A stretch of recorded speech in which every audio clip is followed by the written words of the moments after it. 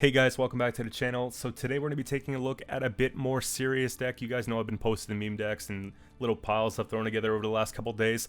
This one actually slaps, and this one's good for the tryhards. So if you're looking to climb into pro or climb up the ladder, this one's for you. So what the strategy is we want to take round one with the discard package. So we have the Coral, the Burna, we've got the discards from the Morkvarg, and we have the Tursic Skirmishers. That's going to put out about 30 points with the stratagem in maybe 2 turns, so it's huge tempo that's very difficult for the opponent to catch up to, and we can often just tempo pass on them. But I recommend trying to take round 1 so we could drive past round 2 and take a round 3 with all our cards fully developed with the veteran status, because a lot of them have devotion clauses and things that we want to sort of wait for, like the Herald, the Scoia'tael, and the Raiders. So again, taking round 1 by storm shouldn't be difficult. We have good mid-range cards, and then we have really good solid bronze cards. I think Skellige has some of the best bronze cards in the game. So what you would do if your strategy of the thinning package doesn't work for round 1 and you have to keep playing is maybe look for a Vabjorn, take it into a raiding fleet, try to get out a diamond light longship, and then you could start playing into that with the Handmaid Protector beside it. Every time you're self-damaging to damage a unit on the other side as well, we're getting that point back here, so we're not losing anything. You can get down a Greatsword, help establish that in the graveyard for the Hjalmar later on, and then you can get down maybe a couple Bear Witchers or Gunning Slashes, whatever necessary. So we're not really committing a lot to win a round 1.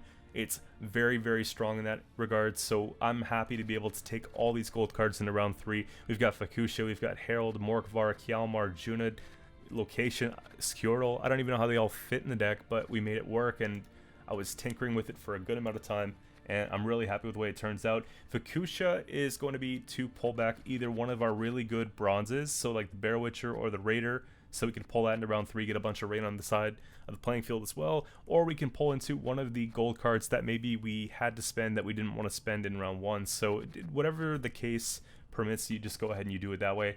Now Herald, 10 times out of 10 you're looking for an on-crate Raider, hands down. That's just the best way to go about it. On deploy, you get the 6 points off the Raider in round 3, the 5 off the Herald, plus the 1 damage ping. Then you get 2 points of damage that you carry over for the next turn.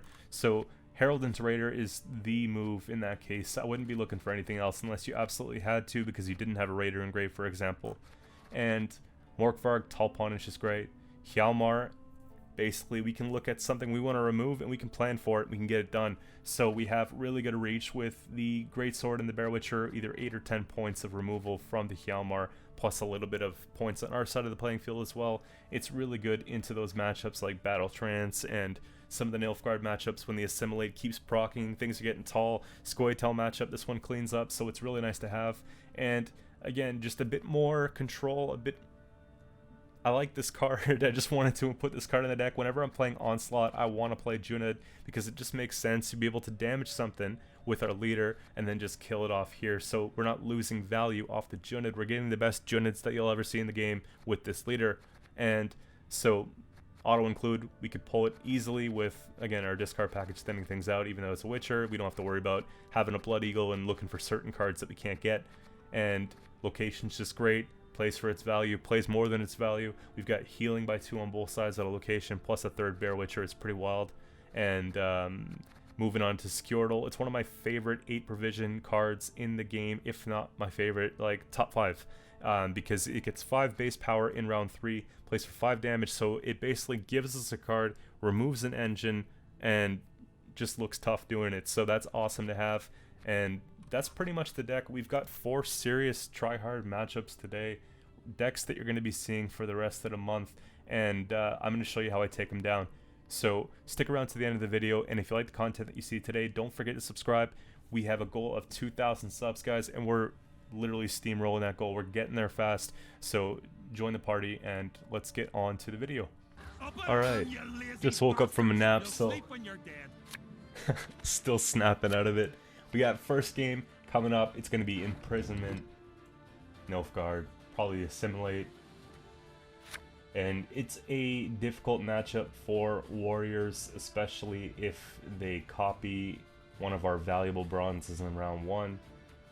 They often have the ability to play either the Fakusha or they can play the Herald in round 3. So I have to try and play around that. Now, looking at the hand state, there's no problem just putting down a boat You always want to put down the boat before you put down the Haymate Protector, so that if they lock the Haymate Protector, we're still getting that extra point back, so we can put it down next turn and use the boat, basically. And we have 3 discard cards in hand, only Berna for 2 discards. We do have the one off the leader. Now, we don't have Quarrel for it, so we can't really grade it out too hard with that, but I think that should be fine. Obviously, Furcart's a little bit annoying. We don't really want to give spying to everything that we play after they play specials, so there is consideration to remove that, especially because it is boosted quite strong too, so it would be a decent Morkvarg here, and we always have the ability to fetch a Morkvarg later on from grave with the Fuchsia. So I don't feel super guilty taking that here, and we can just finish it off with the leader charge and get that cooldown started. So that's one thing I like about Onslaught. It gives you a lot of reach, or extends your reach. Now, them copying Morkvarg later on is not really important. Like, it's not the end of the world for me here, just because we're not really going to go too tall. And I'm going to keep that in mind when we're playing into this Haymate Protector combo, because we don't want to get it super tall and then have them just Morkvarg it. We'll be losing some points there. So Berna can come down now. We got to get some tempo going. Just take the Chuck, there we go. And then, because we're on 6 and we could look for a pass, let's just go ahead and take Morkvarg. Ton of points here. Use our leader, just because it's on the cooldown. And maybe just take some points off our side, take some points off their side. I don't have a problem with that. This should provoke a pass, or it should allow us to just tempo pass. It would be very difficult for them to get it in one card. I actually don't think they can. So then basically we are guaranteeing ourselves a long round 3, and I'm most comfortable with our round 3 strat, even though they have a very strong round 3 as well. They haven't taken their thinning packages or anything like that. Usually they have the Blight Makers, so again, them having to take that into round 3 might be kind of annoying for them. And they just choose to play down to 4. Okay.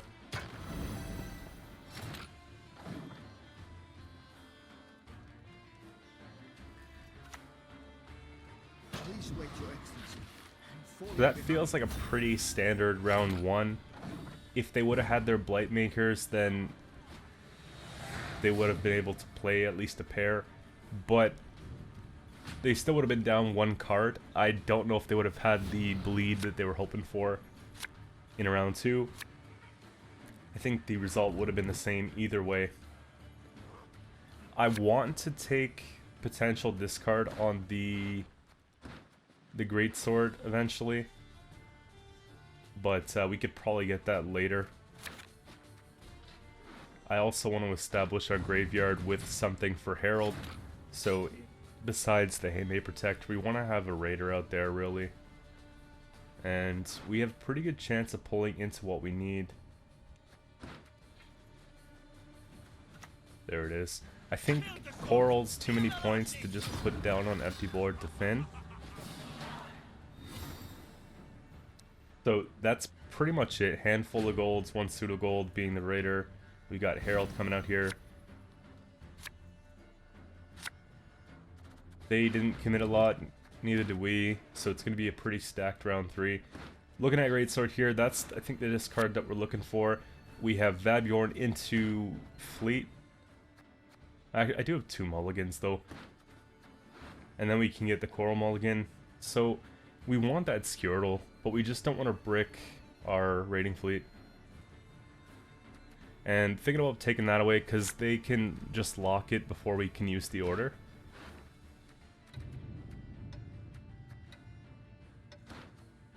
And that's actually not bad at all. So Vabjorn into a gutting, raiding fleet's there, doesn't brick boat. Herald before they could play a remedy.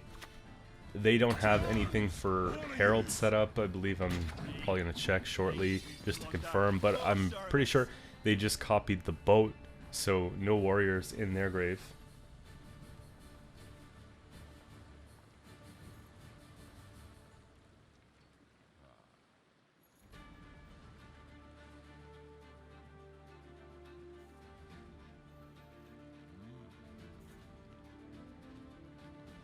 So by the time you guys see this video, chances are the Gwent Masters is going to be on. It's event tomorrow through Sunday, and I have a really good feeling about it. I feel like this is going to be the first time that Team Legacy officially wins the Masters. So I'm really hoping so. And obviously Joachim into a assassin is not good. They didn't take the lock on the raider, so we definitely want to use that soon. Just drop a fleet here just so that we have it. And again, I'm not super keen on taking raider here because I feel like there's something else that we're going to have to try and remove. But you can't wait too long, otherwise they just decide to use that leader charge, and then we're losing the 2 points on that, so we got to be careful.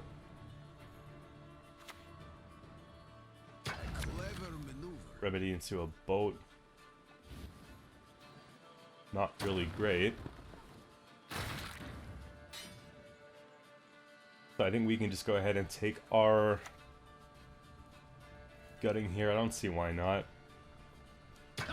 Take this out to, again, reduce their reach. Maybe they're trying to set up a coup. Let's just get rid of that right away.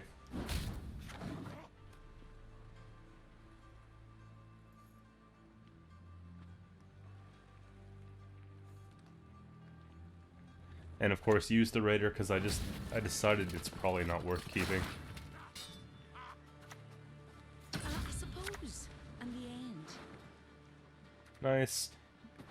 Use that leader, get the cooldown down.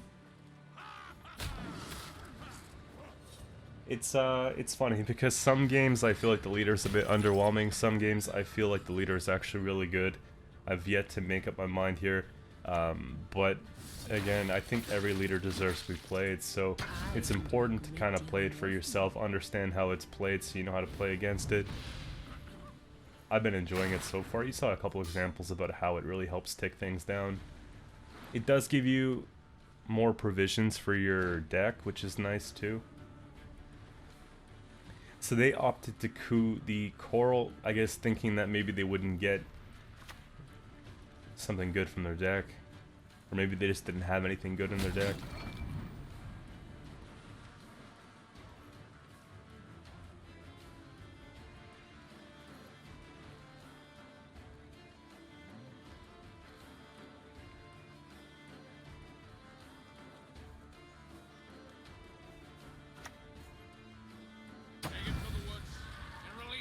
My duty? To stick my nose where it doesn't belong. That's pretty annoying. We have the ability to use leader plus a either from location or the other Bear Witcher just to remove the raider and get a bit more value off that. I'd say we put this down first because we still have another one in hand, so even if they clog us side we could still fix it. Double the coin and consider it done.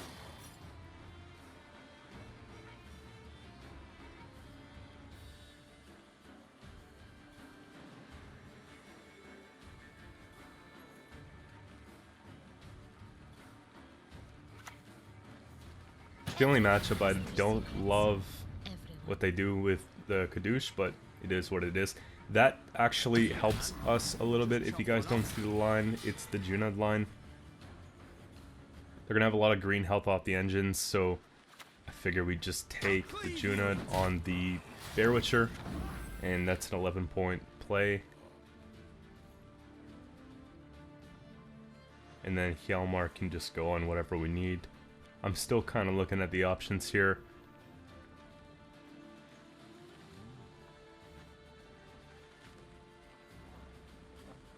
And because we're late into the round, I believe that they still have the ability to put spying on something. And oops, my phone's going off. And if they put spying on something, then, you know, like we don't want to play Fukusha right there because it could be a victim. So we definitely want to just wait a little bit longer, maybe take something a bit higher provision. A person of trifling import, you say? We'll have to see here, but I think Junit's not getting any better.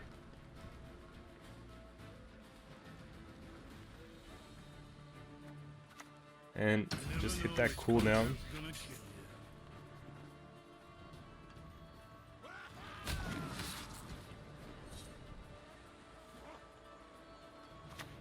I don't know if anybody's counting how many times we used that in the match, but it'd be kind of interesting to know.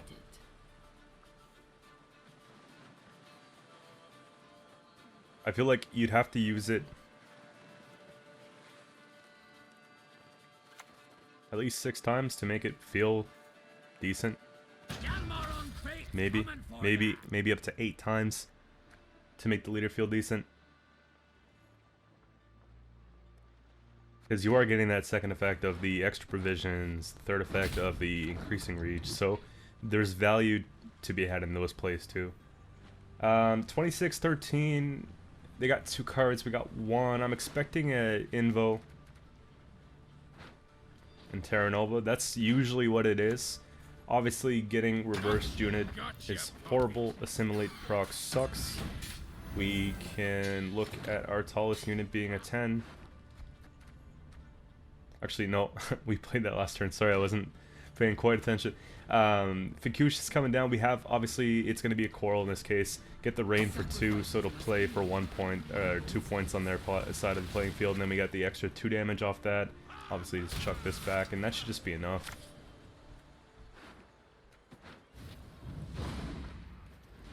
Yen doesn't take it. Wasn't expecting Vincent at all. And we just hold on and we win the game. Awesome. That one was really tight. Now, moving on to game 2, we got Precision Strike. There's so many different versions of this going around right now that I don't even remember which one this was. Only thing I know is that I want their card back. If it ever goes in the store again, I'm grabbing that. Like, it's so fresh. Put Herald away. We don't want him round 1. Again, what I discussed in the pre-game strategy there was the hand that we have right now is the hand that we want for the pre-game. Hjalmar is something we don't really want to look to play here, but we definitely don't want to see Herald, we don't want to see Scoia'tael, any of those cards in our hand round 1.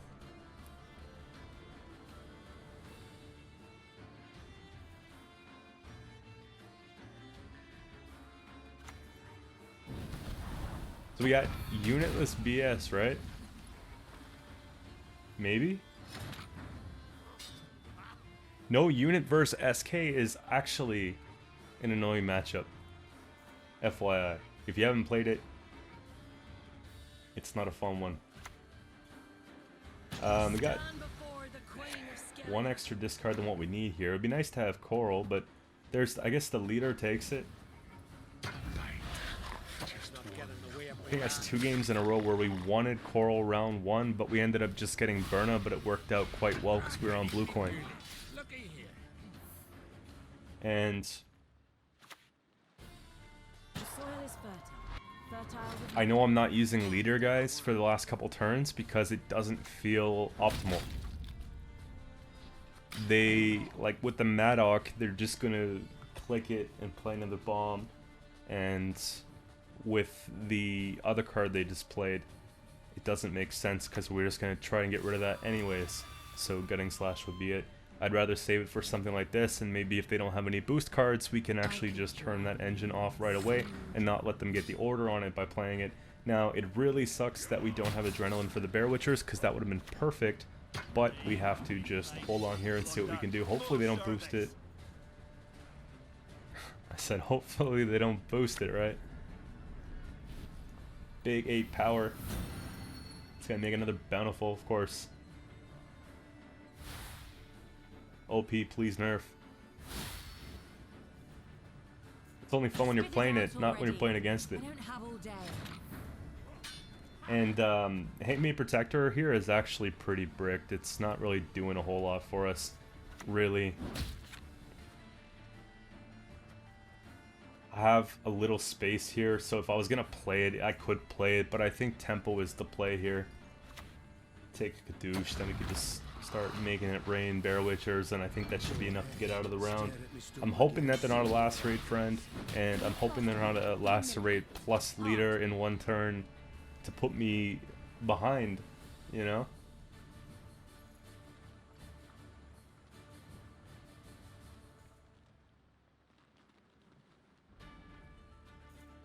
But it does look like we slowed them down with, obviously, hitting that sorceress. Cataclysm on the back row. That's what I'm talking about with the whole leader thing, guys. They make it so that the leader charges are not optimal. Oh, there it is. Nope.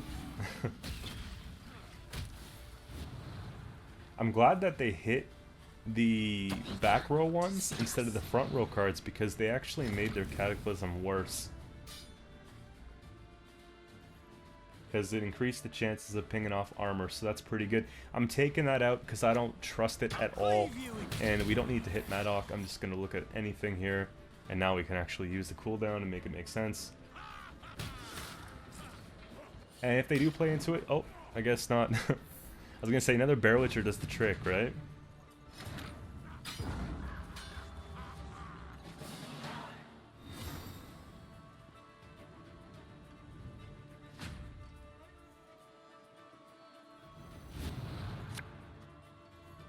And obviously there's consideration to try and bleed here, but again, there's also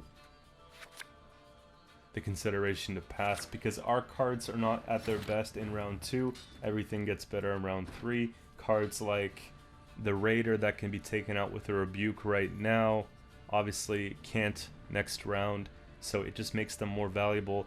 Kadoosh is there, but I felt like it was the commitment we needed to make in round 1 in order to secure round 1, so I'm not too bad, like, upset about not having the heal property of it. So going on to round 3, this isn't looking like no unit.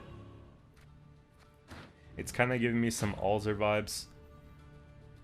Could be wrong, but you see the spell card, and obviously they're playing into the Bountifuls and Sorceresses and that type of stuff there. So Vabjorn into fleet, into the boat is what I'm trying to show you guys there.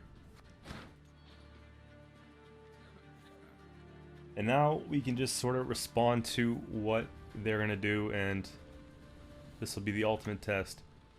We just bomb that, don't we? Gurgling like that. Boom. I know it does, again, with the leader charge, obviously we could have pinged it there, but then what? We don't have a means to remove it right away, and I don't feel comfortable just leaving it there, even at 1 power, 2 power. That's a little bit of wasted value, so they're struggling with proactivity at this point, which is nice. We can go ahead and hit that because it doesn't mean anything, and we can start getting an engine online, being Herald, and get that Raider warmed up. So if they do play something like, another one of their elves, we have really good reach with the 2 points on the Raider.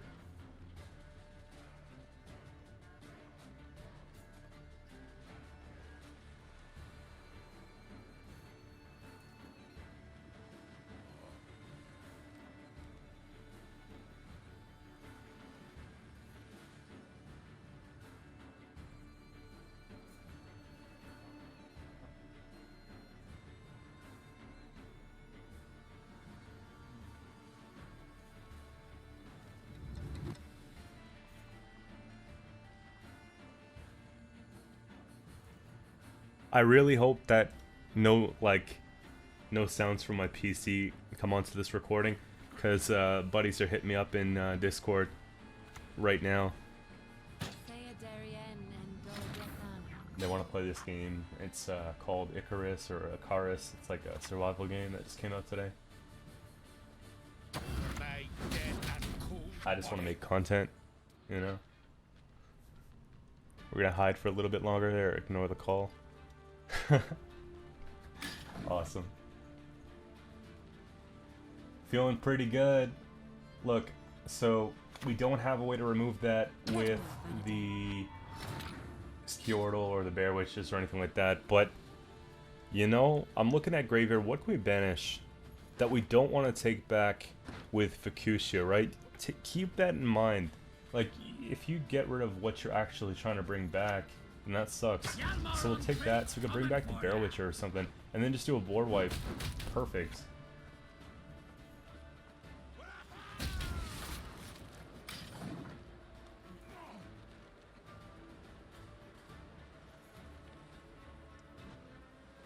How do they know I was on the computer, man? I'm appearing offline.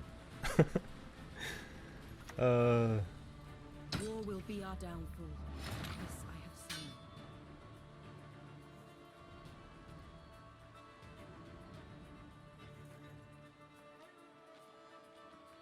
Alright, so that's what I was afraid of exactly. If they start throwing down orbs or some crap, it's gonna be pretty bad. Looking at what we can do here, I feel like it needs to be removed because it just gets a lot more value if we let it stick. And for what it's worth, we have pretty good control over the board situation right now. Then pulling out another one. Really hoping they don't take a froth on it. Okay, good. Children giving parents up unto death. And ping, leader, perfect. What are you gonna do? Eh? That's what I'm talking about, guys. Like, this is a textbook example of our deck working at its best. What I was designing this for is being executed 100%. Now, orbs on 2 cards is a little bit slow, and if we can keep their board light, then they're gonna have an issue, obviously, getting more value off the orbs.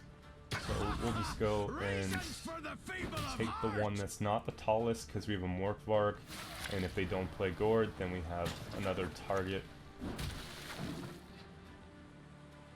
Probably take Fukushia and Raider and Morkvarg last.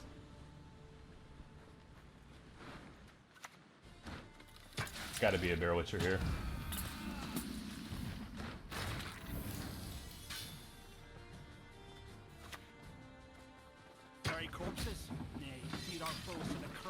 And I'm not taking leader because there's nothing I really care to remove when we're in a comfortable lead. So I want to save it just in case we need it, and perfect timing to save it because Alzar comes down now and it's just spitting out engines. Look at that. Hawk Smuggler, and imagine we actually let prize winning cow stick. That's always the threat when you're playing this matchup. 6 provision, it can spawn anything, and that's certainly an option. Go ahead and take that here. Fukushia can come down right now. And there is consideration doing that on the front row because the back row has the tallest unit at this point, or contrast to the base power, right? Let's go ahead and take that. It's nice that they didn't get that 3rd frog. We did a really good job at holding it down here. All that dancing around. It's not for me. And honestly, this point, just use the damage in case they have a heat wave or something. But it's Gord. And Gord plays for 16 points? Nah, Gord plays for 2 points.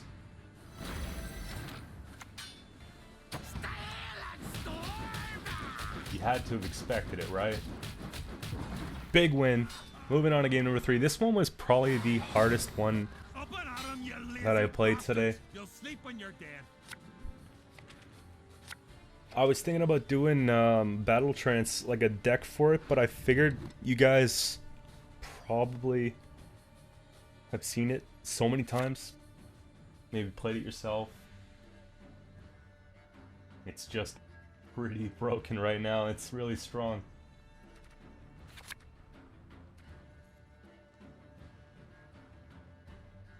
And looking at the round 1 hand, Morkvarg can probably go, but Scoia'tael's not what we want to see either. And what's nice that we can get both boats and the Haymaze down in round 1. Just get that out of the way. And I'm glad we got this example for you guys here because I wanted to do a bit more with that combo for this video.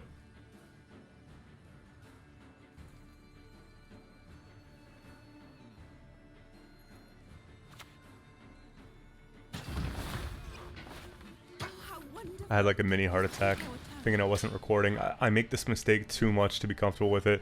When I was recording the intro, like just doing the whole deck explanation, I swear to you, the first 2 times I hit record, I was still muted. And then I unmuted, but then I forgot to hit record.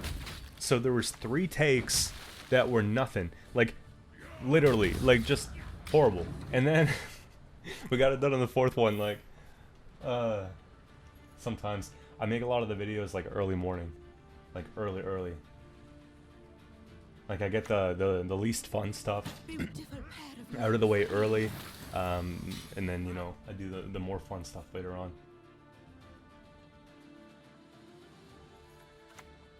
Women, children, elders, we spare none. Yeah, our round 1 is underwhelming if we don't have all of our discard tools against this matchup, because they have the same discard tools as we do. They even have more discard than we do. Because they're discarding the Crow Mother too, right? They're doing that separate play. I mean, you could always just go Crow Mother instead of Morkvarg in that deck too, but I've seen some run both. Second boat goes down. We don't really want to go crazy on using the boats until we get out of the round, till we get the Haymaze down. But I noticed there, forgot to use the leader. That's the problem with cooldowns. I don't play enough cooldowns to like be perfect with playing cooldowns.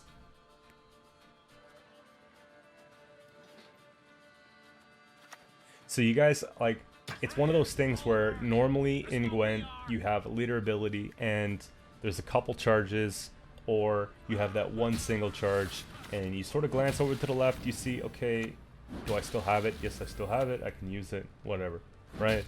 With one that's on a timer, you have to check every single turn. So it's one of those things where it's very easy to actually miss. And I did it. If you guys play the deck, you probably might do it too. And if you play people that are using a similar deck or have played this leader, they've probably done it too, right? There we go. Let's get the discard thing going, man. That's a pretty tough heavy hand. We gotta get rid of something here. Protector has to go.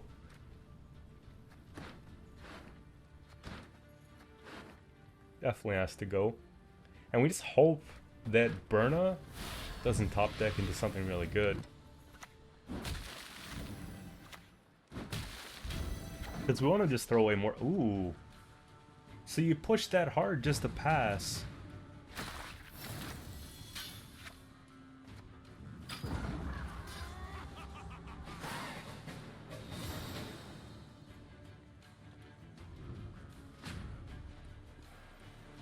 Push that hard just to pass. So that's nice. They don't have Mushy Truffle for round 3.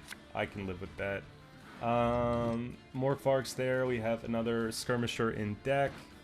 I kinda want to save that.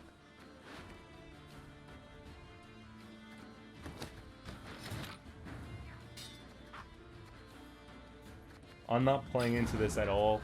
It's not worth it. And then going into round 3, we've got leader fresh, ready to go. We can start responding to what they play, and we really need Herald, man. Really need Herald. Junib would be nice. We get the other discard, which is great. Greatsword's not saying a whole lot right here. We could probably tuck that one away. There you go, click. Kadoosh is good. Now we just need 2 more with 1 mulligan. Okay, so we can top deck off Burna into... I mean, there's a pretty good chance. It's like a 40% chance that we get him.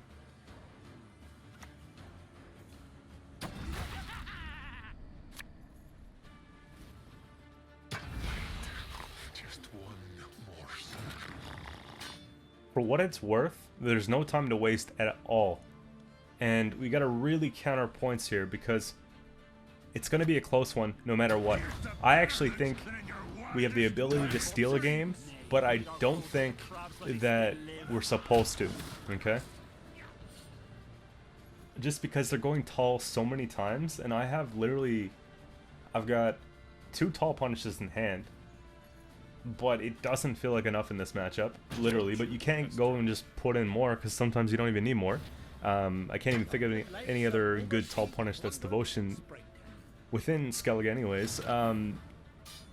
You know, Dire Bear could be interesting, but again, that's just one card that doesn't really synergize with anything else in the deck that would just be there for this sole purpose of teching.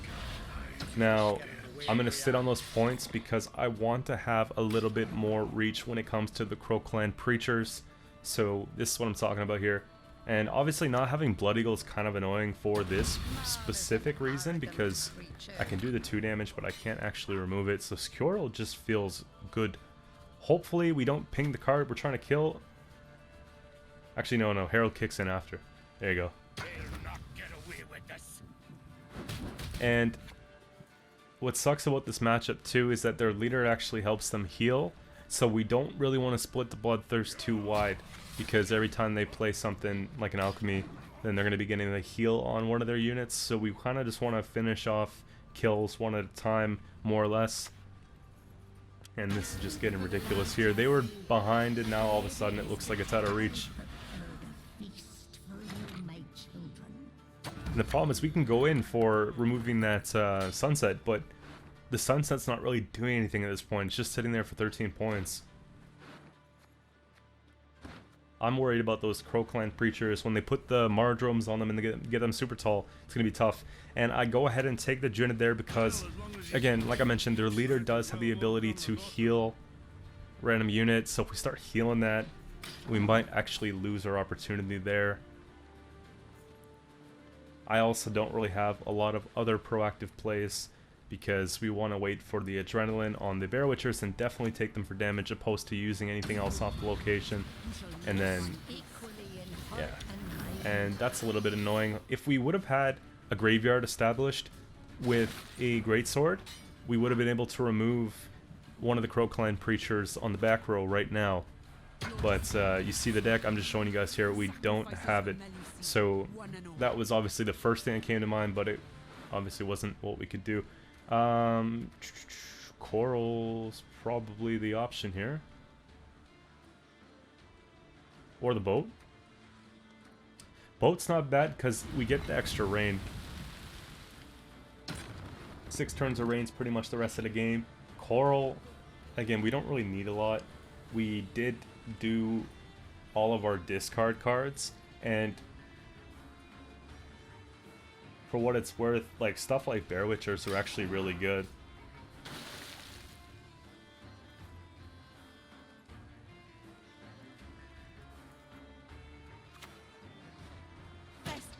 And on this specific move, like earlier I forgot to use leader charge, here I actually just chose not to.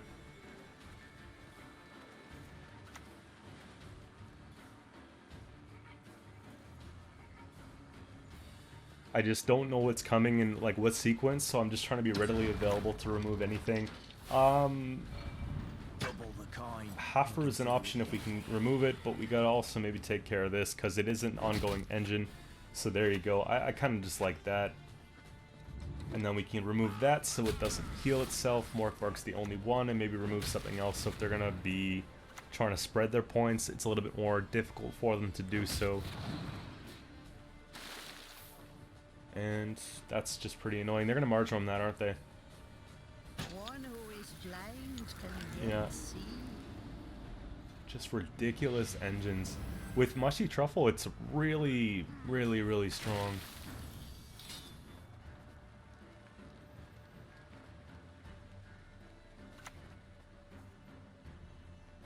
I'm forcing it to see if I can actually get it within removal range with the Hjalmar, so that we can maybe get rid of it before they get more value off the bonded. It's really ambitious.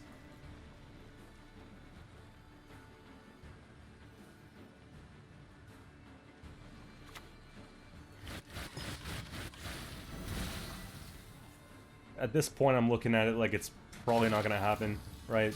We only have 6 points of removal here with Hjalmar. That's probably the best we're going to do. I can go for the half row at this point. either half root or just try it again. Not a lucky ping. 3. If they don't play an alchemy on this turn, we got it. If they do play an alchemy, it's just over for attempting to remove that. So just thinking back to earlier in the game, they played, I believe they played half roof, so doesn't make sense to worry about that too much at this point. 66 to 40, we've got reach, but it's going to be really difficult here. And it's honestly a little too late to remove that. It really is.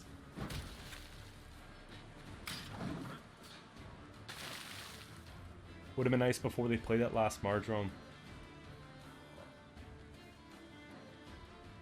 But we do have one more turn to really make it matter. Morkvarg's going to play for like 20 plus points here, and the heat wave that they have sucks.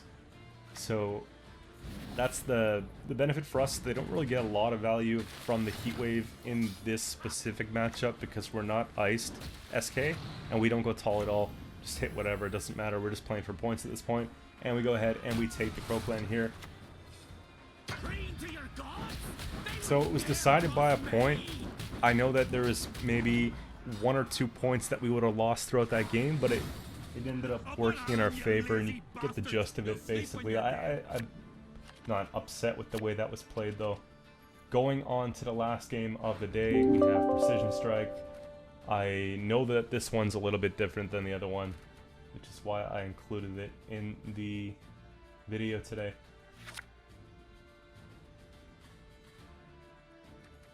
Basically, I'm going to put us up right now against one of the worst situations that you can have while playing our deck.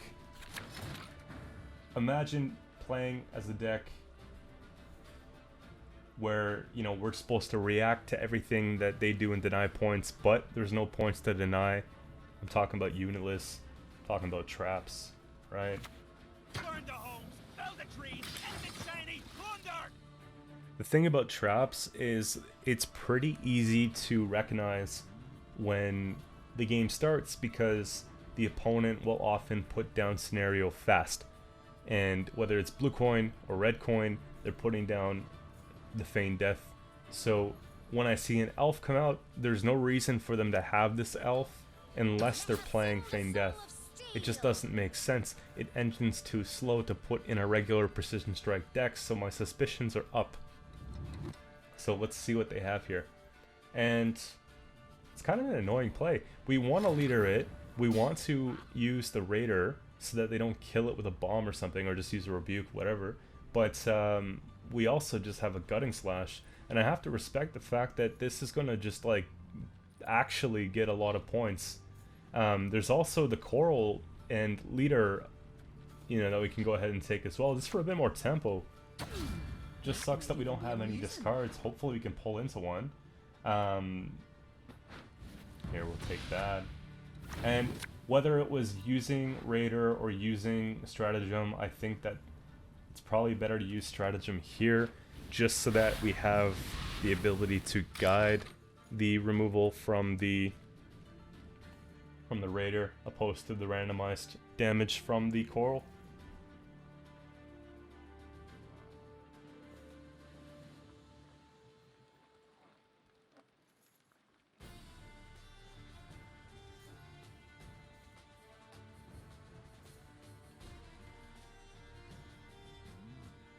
So what's it gonna be? Okay. Another elf, you see what I'm saying? Just waiting on it here. And we could finally start getting the leader cooldown. I think it's appropriate to put the second Raider here. This way maybe we can take back 2 Raiders later on. One from Fuchsia, one from Herald. Kind of nice.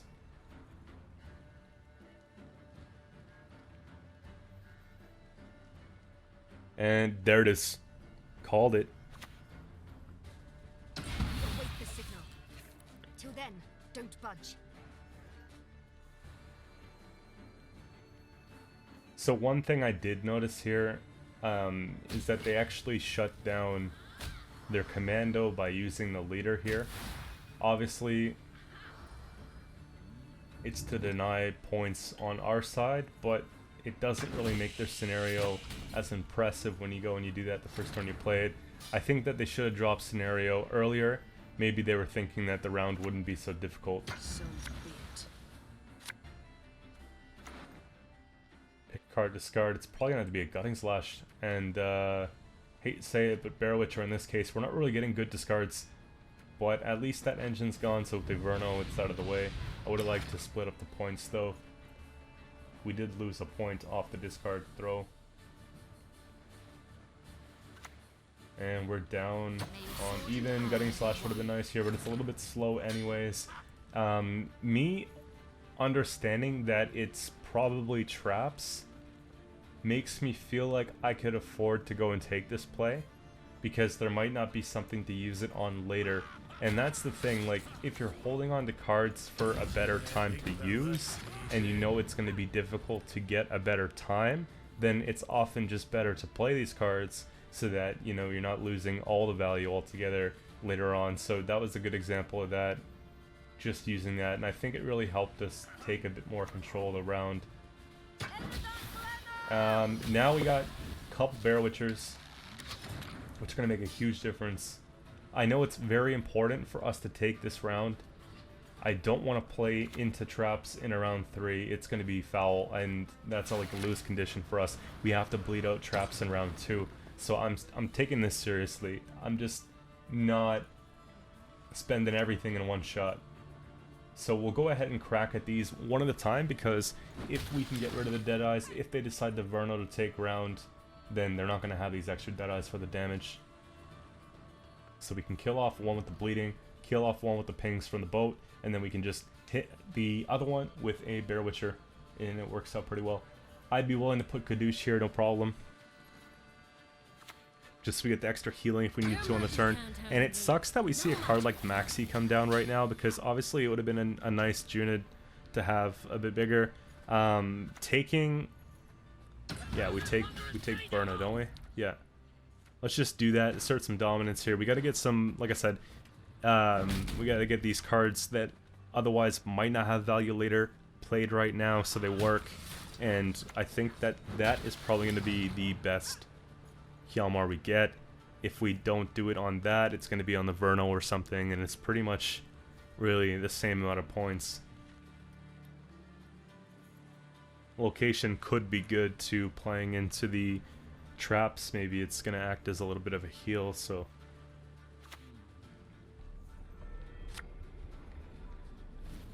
And I don't know what trap it is. I'm thinking maybe they think we have Blood Eagle or something like that, so it could be a Serpent Trap. So I'm pretty comfortable playing into the round a bit more.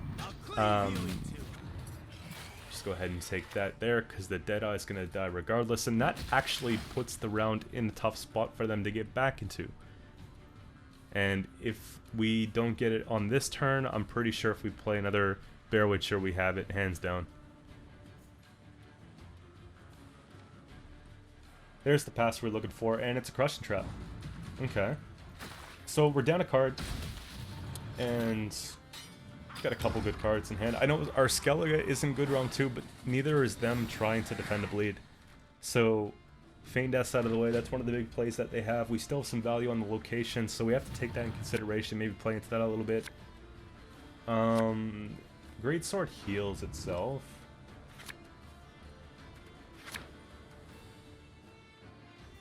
Just something that it's easy to play, I guess.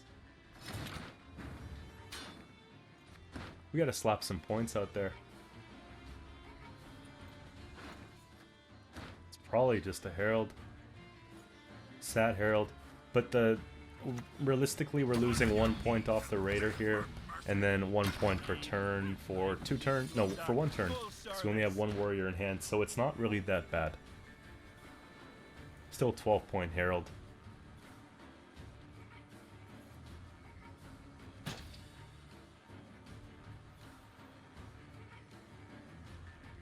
And I'm thinking that that's the Incinerating Trap, so we want to play something that's high provisions right now so that we don't get clipped by a pitfall later. So Fuchsia here she takes the sacrifice, but we can go and we can bring back some big amount of points. And He shall be mine you see, forever.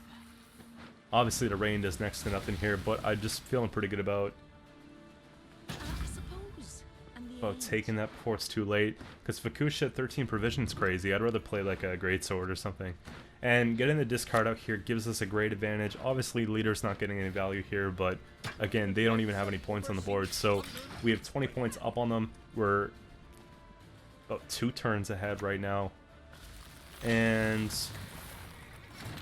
greatsword probably just goes down, and we probably just click our location. Because we put out location round 1, we're going to lose it by the end of this round. We can still look for a pass with 21 points. And I'm thinking that if we do pass here, then they're going to have to play down to probably 1 card. Like, how would they be able to do it in 1 turn? Another trap. You see what I mean? That could be like a serpent or something. Or a pitfall here. Morkvarg and Bear Witcher don't really play for points. Looking at our deck, there's not a lot left. So that's the pass that I was looking for. So even if they flip it and get, let's say, the 4P removed there, it's going to put us to 17. And then they... Oh, it's Pitfall. So they go ahead and do that. But even if they Eldane here, it's not enough points. It's 12. If they Verno here, it's not enough points. So they have to play 2. So we went from being a card down to a card up going into round 3. And I'm really hoping that we actually see the Eldane come out. Oh. Okay, I like that. That's good. That's 1 less problem to deal with later. But now we're looking at potentially 2 turns extra they have to play. But they'll probably get it in 1 here. Yeah. Can they do 6 points? Surely. And there it is. One of the big plays that they were going to finish with, we avoided here just by playing it down even when we weren't at our strongest. Now, we did spend most of what we have, but I honestly don't feel like they have much at all left. Few more traps. But the traps play for what the traps play for, you know? They're not getting that extra value right now with the flip because they can't bring them back. Boats, whatever. Looking back at this game here, I probably should have mulliganed back the Vabjorn. But I was thinking about, like, if they played a unit, I could play Vabjorn. Because when I saw the Sorceress, I was thinking, alright, maybe they have a second one. That's the only reason why I kept it. And I was thinking that's probably incinerating, but clearly it's not.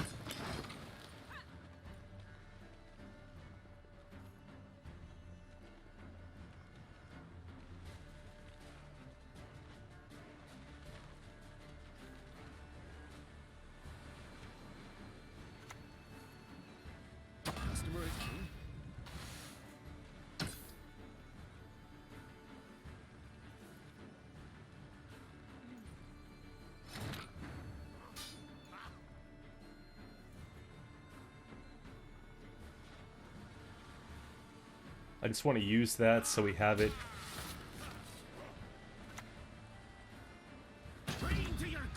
And that's fine.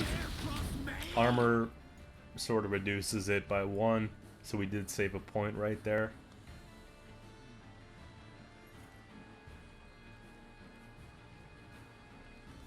Big old 5-point heat wave. That's the second heat wave today that I wasn't really impressed with. It's funny because the card's not always great. Now, this is actually a time when I should have just threw this card in the trash. So, yeah, a point that I saved earlier, we lost right now, but it is what it is. Like, even if they play Verno here, we have too many points. Scorch plays for nothing, so again, we win 10-0. But yeah, just letting you guys know I did make that little mistake there. We'll see you guys tomorrow with a brand new video. Thanks for stopping by.